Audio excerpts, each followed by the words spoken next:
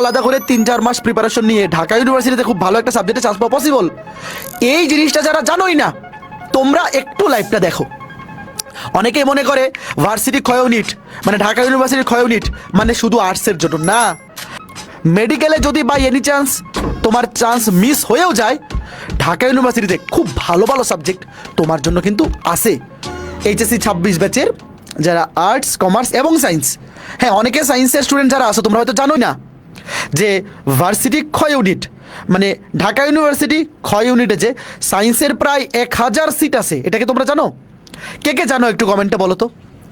ভাইয়া আজকের ভিডিওটা তুমি জাস্ট গাইডলাইন হিসেবে নিতে পারো। সায়েন্সের যারা আসো, যারা আপনার সাথে কানেক্টেড আসো, তোমার ভার্সিটি ক্ষয় ইউনিটে ভর্তি হওয়ার দরকার নাই।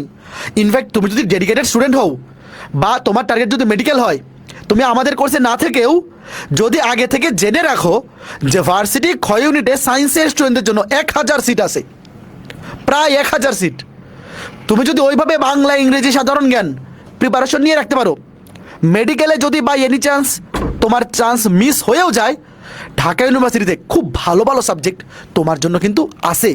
তো এটা অনেকে জানেই না। অনেকে মেডিকেল পরীক্ষার পরে রেজাল্ট হয়ে যায়, তারপর 7 দিন 8 দিন পরে জানতে পারে আচ্ছা এরকম একটা ইউনিটও আছে যেখানে সায়েন্সের 1000-এর মতো সিট আছে, এত ভালো ভালো সাবজেক্ট আছে। তো আজকের কোর্সে তোমরা এই আমাদের কোর্সে ভর্তি হও বা না হও, বিশেষ করে সায়েন্সের স্টুডেন্ট যারা আছো তোমরা মনোযোগ দিয়ে শোনো। অনেকেই মনে করে ভার্সিটি ক্ষয় ইউনিট মানে ঢাকা ইউনিভার্সিটির ক্ষয় ইউনিট মানে শুধু আর্টসের জন্য না। আর্টসের জন্য সিট আছে 1600, সায়েন্সের জন্য 1000।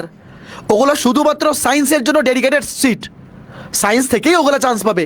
তারপরে কমার্সের জন্য আরও প্রায় 300 সিট আছে। তো আমরা সব কিছু নিয়ে আজকের লাইভে বিস্তারিত আলোচনা করব।